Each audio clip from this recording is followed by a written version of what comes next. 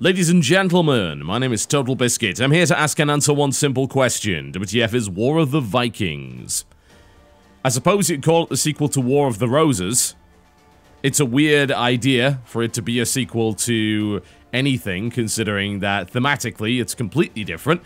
But, I mean, you could almost call it, I suppose, the next in the War of the franchise, assuming it's even a franchise. Whatever the case, it's by Fat Shark. It's the successor. Let's use that term. That works to War of the Roses. Published by Paradox. War of the Roses was, I think, released at a fairly unfortunate time. It was released around when Chivalry came out. It had a bit of a head start, and it did pretty well. Then Chivalry came out, it got picked up by a lot of people, it became very popular, it gained a lot of traction, and War of the Roses isn't dead, certainly, but it didn't do as well as Chivalry did. Chivalry sold like 1 million copies, War of the Roses most assuredly did not. So, there is that.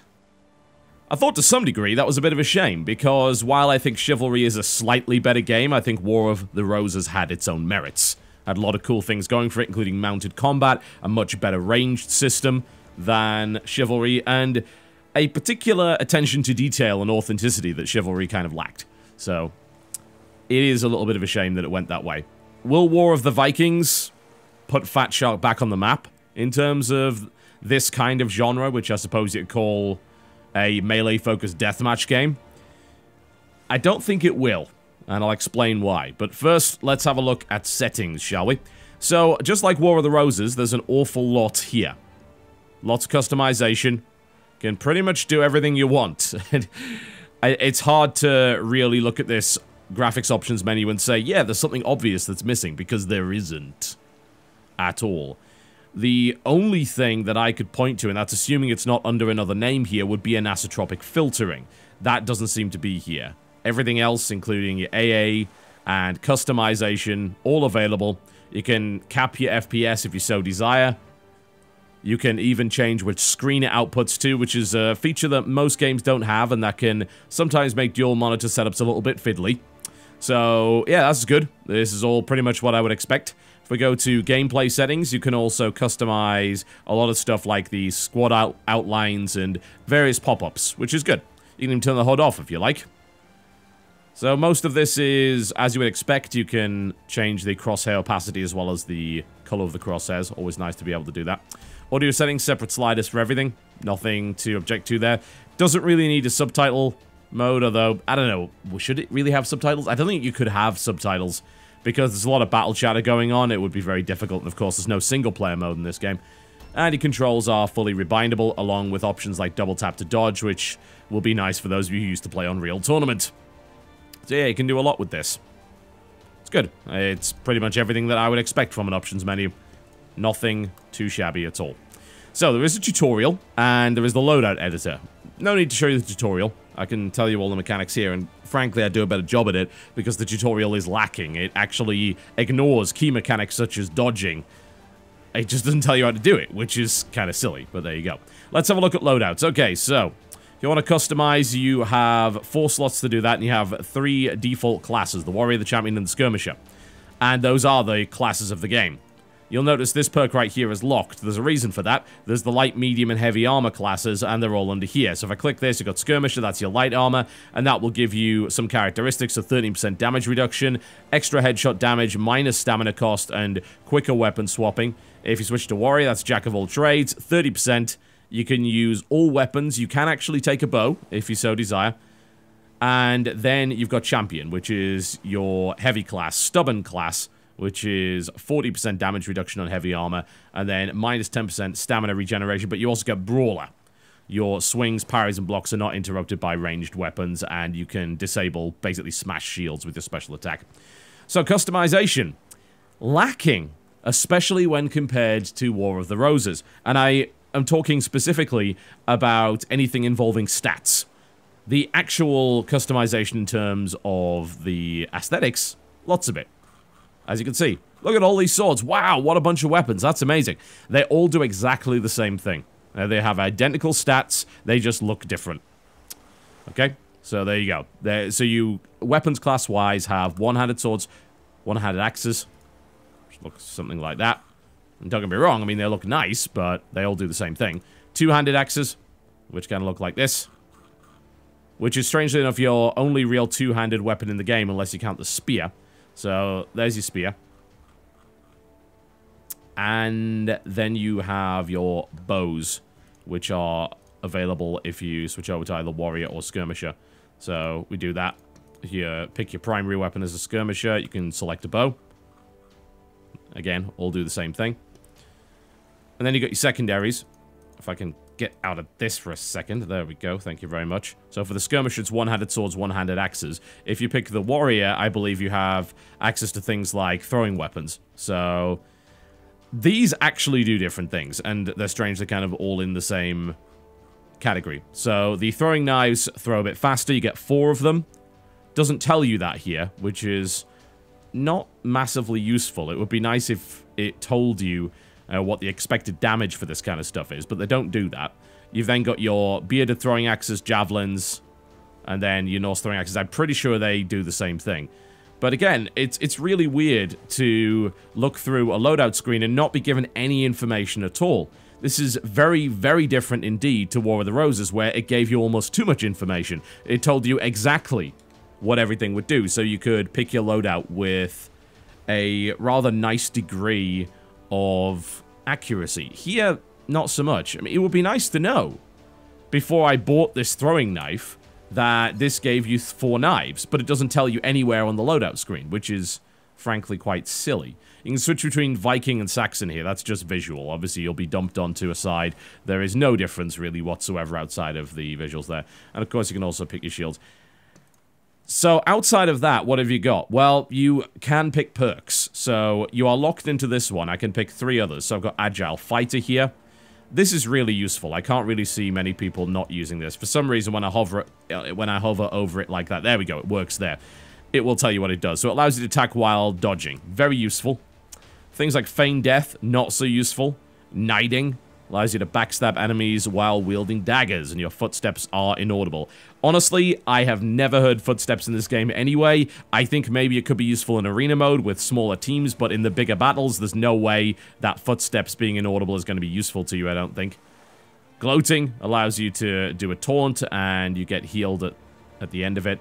Blade Master, basically, you can cause an opponent to lose stamina and disarm and things like that with parry, which is kind of great. Adrenaline Rush, killing an enemy will fully replenish your stamina, all that kind of thing. And Chaser, which is maybe the best thing about it. 20% increased movement when chasing enemies from behind. This is kind of a big deal because War of the Roses had a real problem with people just running away from you and you couldn't run them down unless you had either a ranged weapon or you were on horseback. That is fixed with Chaser, so that solves that problem quite nicely. And that's it for customization on the weapons front. If you go to helmets, well, yeah, you can do a lot here. You can switch around your helmets if you have the coins to buy them. Some of them are locked by levels as well. You can pick some patterns here for your clothing and your shields. Lots of different tiers available here, along with prestige. You can change your head, although this only seems to be one of them there. I guess they're going to be doing more unlocks later. Unlock a cloak if you so desire. Again, does nothing, purely cosmetic. Beard unlocks are available, which is kind of cute. And then different taunts, some of which are actually kind of amusing. This one in particular is rather cool. There you go. And that's it, customization-wise, really. You can also do your shield paint editor, which is quite nice, because you can do a decent amount of stuff here. So I can change my color entirely there. We can switch things around on the different tiers. We can add different patterns. This is quite similar to the coat of arms that you could do. There's a lot of options for that, which is quite good. But you're noticing the theme here. Everything's cosmetic. There's really not a huge amount you can actually do customization-wise, and War of the Roses had so many different weapons, it had so much customization available, and here it seems like they've really streamlined it, which is actually really how I would describe War of the Vikings. It is a streamlined War of the Roses. Is that good? Not in my opinion.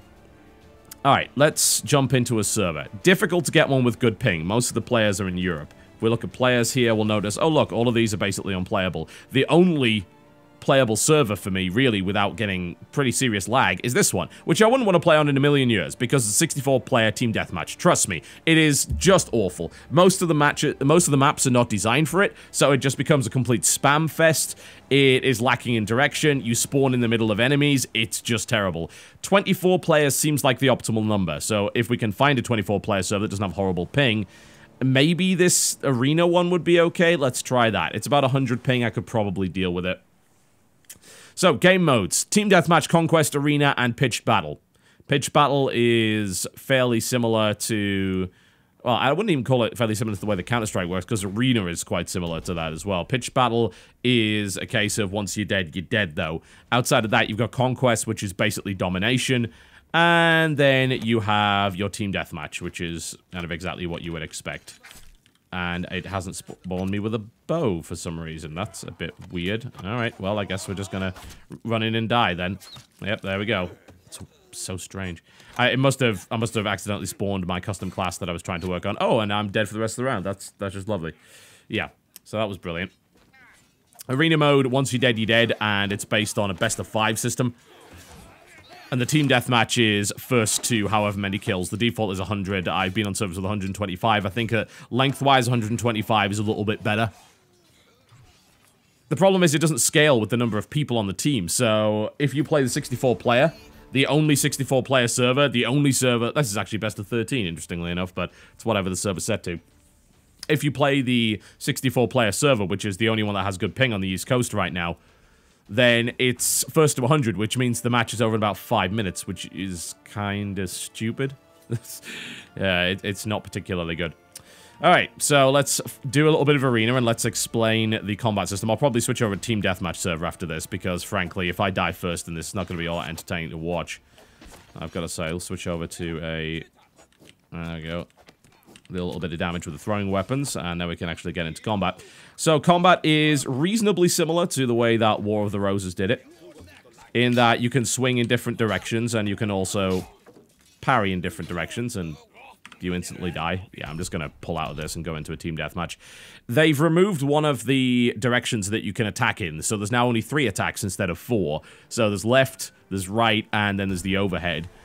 The stabbing motion isn't there anymore, which is a little bit silly. I think you can do a kind of a stab with the daggers, but generally you don't want to do that. It's maybe possible to play a class that uses daggers, but since the game, strangely enough, doesn't seem to have dual wielding, which would be kind of an obvious thing, I suppose, to put into a game about Vikings, you end up... I'm going to have to go to this one. This is the only good ping server. This... Ugh. Alright, well, you're going to see firsthand how bad 64-player can get. Yeah, they didn't put dual wielding in, which is the kind of thing you would maybe expect in a game about Vikings. You know, Viking berserkers with 2 axes going to town. You'd think they would, but they didn't bother to do that. So, outside of that, you can parry in the same way that you could in War of the Roses, which is you parry in the direction that you're being attacked in. It's really as simple as that. Oh, this is going to be bad. This is Sanctuary, I believe, which is absolutely the worst map for a big fight. So you can do your overheads, and you can do your left and right. If you have a shield, of course, then you can pretty much parry whatever's coming at you. And you also have a special attack. There we go, so he's gone. You have a special attack, which you press F4, it uses a significant number of stamina points. If you can actually hit someone with it, it is an instant kill. Are you likely to be able to hit people with it? No. It's quite a risky maneuver, because it's difficult to connect with it. Very difficult. It also has a wind-up time. There you go. And it takes a couple of seconds to get fully out of the animation. So it's a big risk-reward system. I quite like that they've put that in there. Not only do the animations look very good and they're extremely satisfying to land, but adding that degree of risk-reward can really make the fights go an awful lot faster. And you can go on a really cool murder spree with it, which is kind of great. I really like the special attack with the larger two-handed axes, because it's just big overhead swing that just obliterates the enemy. It's not the easiest one to hit with. As you can see, you can very easily miss with it. And I've got to be careful about friendly damage, but it's a fun little system to have in there. I don't necessarily miss the fact that the... Oh, there we go. That's what I'm talking about. He was trying to finish him off, and I was able to do my special attack there and kill him immediately, which was kind of great. I don't really miss the 4th attack direction. It does make the blocking a little bit easier. Not by much. It's still kind of hard to parry in the right direction. And honestly, since they put the dodge system into the game, it's really just better to do that. I mean, not only can you dodge, but you can then quickly attack out of the dodge, which is extremely effective and also allows you to close the distance. So you press Alt and then you press the direction you want to dodge in, and it will do a dodge, which will use some of your stamina. This guy is toast. There we go. That's what we like to see. We have his head as well. There we go. And he can go down too. Oh, hello. Alright, this is definitely going to suck. If you press Alt in a direction, you're able to dodge in that direction, which includes dashing backwards and forwards. It works very well. It looks pretty good. Animations-wise, actually, I've got to say that the most impressive animations in the game are the specials and the attacks out of dodge, which look kind of something like that. They've got a real solid amount of force in them, because they're kind of rooted to the ground, and they're one of the longer animations in the game, and that's generally what you find in video games. The animations are going to have a lot more force behind them, a lot more weight behind them if they are longer. The problem with War of the Roses is the attacks all kind of felt flimsy, because you could just kind of move around a lot, and you could just sort of pick away at the enemy. You can kind of do that here, but the attacks are a little bit slower, and the attack animation quality is higher than something like, say, War of the Roses. So it definitely looks like there's a little bit more weight, but it certainly still looks a little bit weird with people just running around. Oh, that was terrible. Yeah, Skirmisher is not a class to play in this particular mode, I've got to say. Oh, he's got an axe in his head. That's adorable. There we go. The animations in general are just better quality, the swings tend to take longer, and there's actually a lot of discouragement to wind up a swing and keep it there, because they've actually put a new system into the game whereby the longer you wind up, the more damage you do, but once you get past a certain point, it actually reduces the damage because your arm gets tired. That actually works pretty well and discourages a lot of running around with your weapon held high or whatever. So the combat does feel a little bit more immediate. They seem to have polished that up a little bit. The problem is, of course, that the combat now suffers from having much less variety, and as a result, the entire game is a lot less interesting. You use an axe, a sword, or a double-handed axe for the most part, and then throwing weapons or your ranged weapon almost, well, I mean, it does feel ancillary to the experience. Almost everyone has ranged weapons of some sort, so I like the fact that throwing weapons are in there. I think that they're pretty enjoyable. It's much better to kind of be able to throw a weapon and then immediately go into a fight. I think that that is a much more effective system that feels an awful lot better. Why does it feel better? Because it focuses on the melee combat, which is, I think, what you need that in a game about Vikings, let's be honest. Ooh, he dropped his shield. Look at that. Can I grab that? I actually can. Alright, sweet. That's nice. Now my class is overpowered until I got shot. Never mind. It was going well. Hopefully someone will be able to revive me. Yep, they are trying to do so. Yeah, but it fits with the game thematically, and the throwing weapons work fine. They're nothing special. They do the job, and that's all that I guess really matters. Would have been nice to be able to take him out, and now I'm probably going to lose. We'll see. Oh, that was good damage, but now I'm toast. The ranged combat is, for the most part, quite similar to War of the Roses. It doesn't quite feel as good. I think it comes down to the fact that it just doesn't have this really nice sound whenever you hit someone in the head. You know, there's just a really satisfying element of getting a headshot in that game. I wouldn't say that that's really here anymore. It's not that ranged weapons aren't effective, they are, and they have limited the ammo significantly, so you can't just sit around spamming arrows all day. And, you know, they still feel relatively good with a decent amount of weight behind them, and I love the fact that you can't hold your weapon down for too long. Great. That's good. But the main problem with the game is that it essentially boils down to 3 classes with some minor variants. And things like the axes and the swords all effectively feel the same to use. Ooh, that was a nice shot. Can we do that again? Yeah! That's what you get for sitting down there. I can maybe hit him as well. Oh, I'm an arsehole. Good lord. But yes, it essentially boils down to the same kinds of weapons. War of the Roses had loads of weapon types. Even Chivalry has loads of weapon types. War of the Roses, I think, had slightly more. But in this case, there are just so few weapons available. And everything else is just a cosmetic choice. And that's a huge shame. Because I love the attention to detail in War of the Roses, where you could use all manner of different medieval equipment. And the addition of course, mounted combat helped the game a lot. Here you don't have any of that. So what you've got is essentially a streamlined, slightly more polished version of War of the Roses. It has good features like the dodge system, it has good features like the special moves, but the overall combat experience is very repetitive, because you are going up against the same loadouts all the time. The perks certainly help, but they're a little bit less visual. Now, you can't immediately tell at a glance by looking at an enemy what perks he's got, so you're often going into a fight without full info, which I don't think is a particularly good thing to do. And the game in general seems to deliberately obfuscate information from you, especially in terms of picking your loadout, by not telling you how much damage each weapon does and all sorts of things like that. And I think it's just because they maybe believe that War of the Roses was kind of intimidating in that respect. But for someone who's played War of the Roses, they're going to be looking at this and saying, well, hang on a minute, why is the game simpler? It's not supposed to be simpler, you're supposed to add to the experience. But no, it definitely seems like they decided, you know what we'll do? We will streamline it because people will enjoy it more that way. And I don't know if I agree with that assessment. I am not enjoying it more than War of the Roses at all. It has its moments, certainly, but War of the Roses had more of those moments, and having mounted combat really helped to change the way that the game was played. It made polearms more effective, it made ranged combat certainly more useful, and it just added an extra dimension to the experience, and that isn't here. And if that's all that was wrong with it, I'd probably be okay with that. I'd just say, well, you know, it's kind of a shame, but if you have not played War of the Roses, then, you know, you might enjoy War of the Vikings.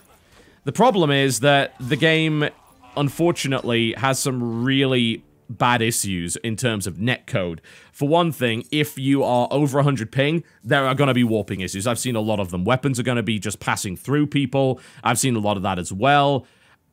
And I could maybe get around that. I could maybe say, okay, that's fine. I guess I'll just play on servers that are on the East Coast.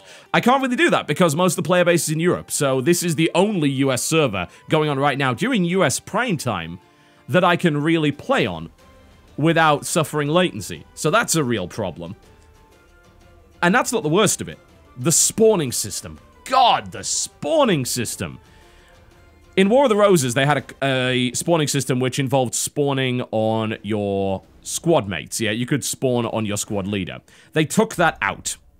And I think there is merit to removing it, but simultaneously, what they replaced it with is even worse. So, especially in large matches on these maps, which are clearly nowhere near large enough to actually support 64 players. I don't think they're large enough to support 32. I've had plenty of spawning issues on 32-player servers as well when I've been lucky enough to actually go on them. Although most of the time it seems like I've got to go on a European server for anything to even happen. You spawn in the middle of enemies constantly and get instantly murdered. And it is no fun at all. It seems like there's been very little thought put into the way that the spawning works. Spawning in multiplayer games is difficult. You know, there are a lot of different ideas as to how it should actually work. This game just kind of went for a, screw it, we'll kind of try and spawn you maybe near a fight, which could very well mean spawning in the middle of an enemy group. And in this game, if you have multiple enemies on you, the chances are you are not getting out alive. You can't parry all of the blows coming at you. More often than not, unless you are in a dueling situation, the parry system is going to be potluck, and you're better off with dodging because it's more reliable. You can parry in this direction, and this direction, but with quick swings, you're basically taking a 1 in 3 guess. In a one-on-one situation, you can maybe see what's coming, and you can adapt quickly to it, and I think that's something you can learn over time. In a 2v1 situation, you're probably dead. It's as simple as that. Now, I don't know about you, but it did look like that weapon actually passed right through the enemy there, which was a bit weird. I know I keep going back to the War of the Roses thing, but frankly, since this game is so similar to it, the comparison certainly bears repeating.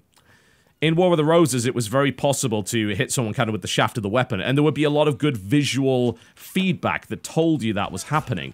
This game doesn't really appear to have that, which is really kind of strange. You'd think that it would. It's almost like they took that system out entirely and decided, you know what we're going to do? Yeah.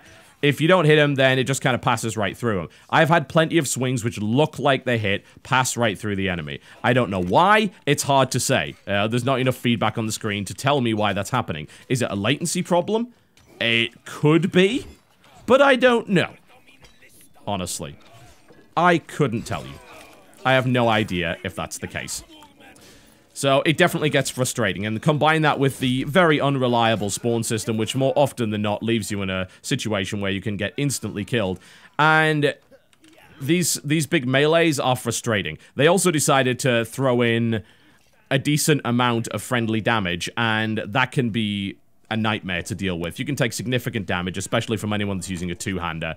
So if you get into a big furball, it's pretty much as bad as Chivalry in that respect. And Chivalry was pretty bad when it came down to dealing with large melees and just kind of swinging large polearms and hoping for the best.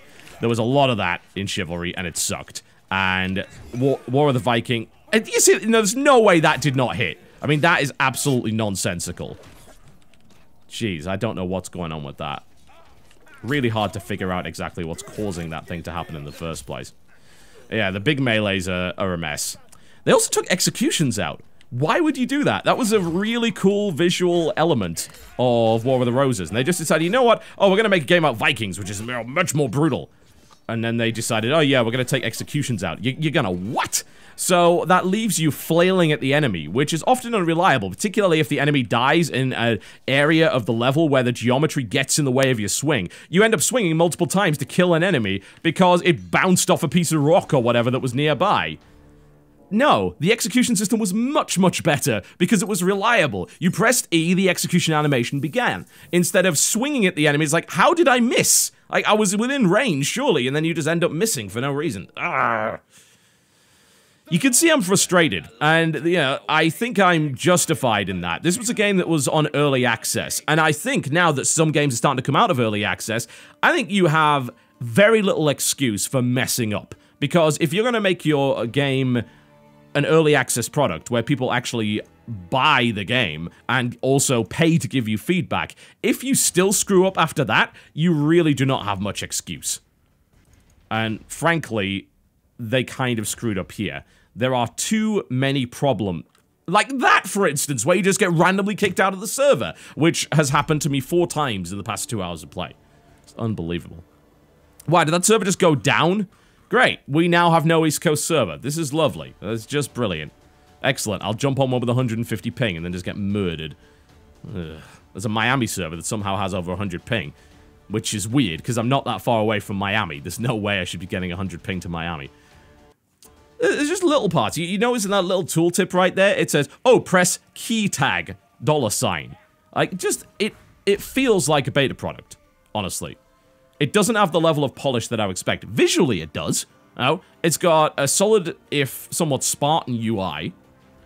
It looks about as good as War of the Roses did, which, for the time, War of the Roses looked really good. Now, I mean, there have been more impressive games to come along, so technology does advance. War of the Roses has been out for quite some time.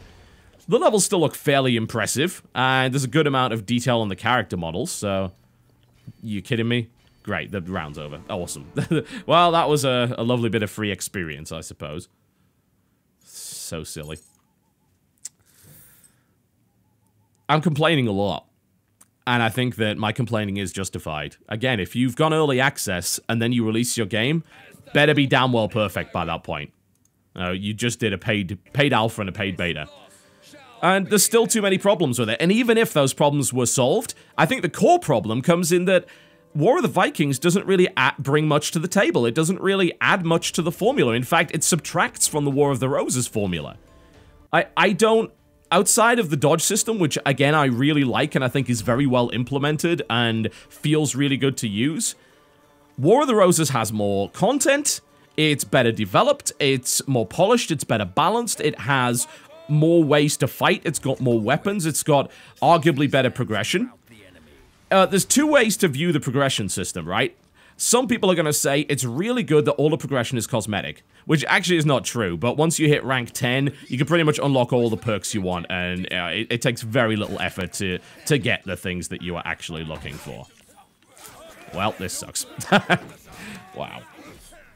So I guess it's good that you have access to pretty much every playstyle from the very start, but some people are definitely going to complain about that because they're not going to view unlocking cosmetics as enough of a progression system. I'm okay with that being the case, but the thing is, War of the Roses did it a lot better. What it said was, oh, you can unlock pretty much any weapon in the game for the most part, and just pay the coins for it, which was great.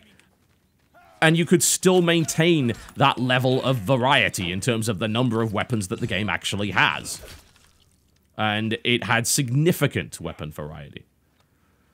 There really isn't much to say about the modes, because while War of the Roses modes were definitely inferior to the objective-based mode of Chivalry, the modes in War of the Vikings are pretty much the same as the modes in War of the Roses, and they're not...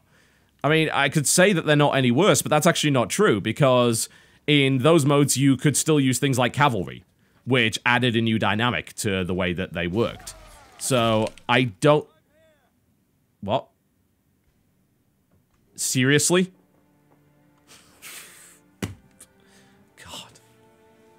God damn it. That's a noise of disappointment from me, folks, and rightfully so.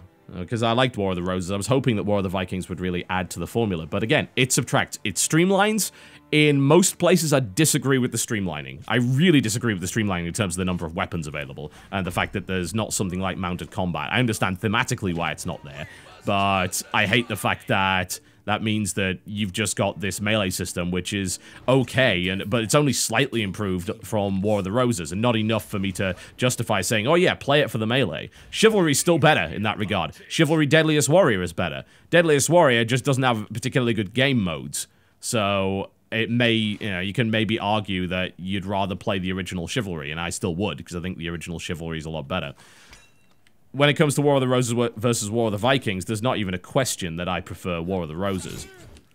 Maybe it's just the theme that some people like, and I can kind of understand that. You know, it's a cool theme. Playing as Vikings is neat, but honestly, it didn't really add to the brutality stakes. It gave the opportunity to have some slightly different maps, but weapons-wise, you know, sword and board is just the same as it was in War of the Roses. Now, it's the same kind of thing. There's nothing new there. How that missed, God only knows. Using the axes, what's different between using an axe in this and an axe in War of the Roses? Not much.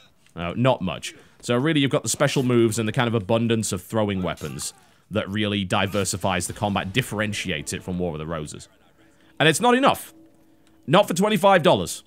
As an add-on piece of DLC, I could understand it. And it's kind of weird that they didn't do that. Obviously, I assume there are some technical reasons why you wouldn't. There have definitely been mechanical changes, but I don't think the mechanical changes are anywhere near important enough to justify making a brand new game. And I think a lot of people will just be hoping for more. And frankly, they're not going to find more. They're going to find a Viking-skinned War of the Roses with less stuff. And they're still going to find the same kind of problems that War of the Roses had, and a few more, because of the spawning system. You know, I honestly think squad spawning was better, and that's kind of annoying, because I don't think squad spawning is a particularly good solution. Having people just kind of pop out of the arse of their squad leader is absurd from an authenticity standpoint, and annoying from gameplay as well. Because if you attack a squad leader, suddenly 3 of his friends can kind of come out of nowhere and murder you, which can absolutely suck. But really, the spawning system here only works when you're on a server without too many people. If you're on a server with a lot of people, it doesn't work. It flat out doesn't work. Yeah, it's disappointing, I'm afraid. It's still decent fun on small servers, but it's no more fun than War of the Roses was, and frankly, I think you're better off with that at this point. You can get War of the Roses very cheaply. There's even kind of a free-to-play version, which is more of a demo than anything else, but you can really get the experience out of that. And at this price, at this point, with this amount of content, which is really not a lot, it is very hard for me to recommend War of the Vikings. I do not see a good reason to play War of the Vikings at this point over the competition. Over Deadliest Warrior, over Medieval Warfare, and even over bloody War of the Roses, which was supposed to be its predecessor that should be worse. And it's not. So, yeah. Which is a real shame. I was hoping for much, much better. And I didn't get it. Man, that's a disappointment. War of the Vikings, ladies and gentlemen. Currently available for $25. Or your regional equivalent. On Steam, there are 4 packs available, which will make it slightly cheaper. This is the kind of thing that I would definitely wait on. Not only for more content, but also for a sale. And then it might be worth it. Also, the game freezes randomly for no reason every once in a while like that. Which is pretty terrible. Wait for it on sale. See what they come up with the next few months for it. Whether or not it's actually worth your time. Hopefully it is. My name is TotalBiscuit. Thank you very much for watching. I'll see you next time.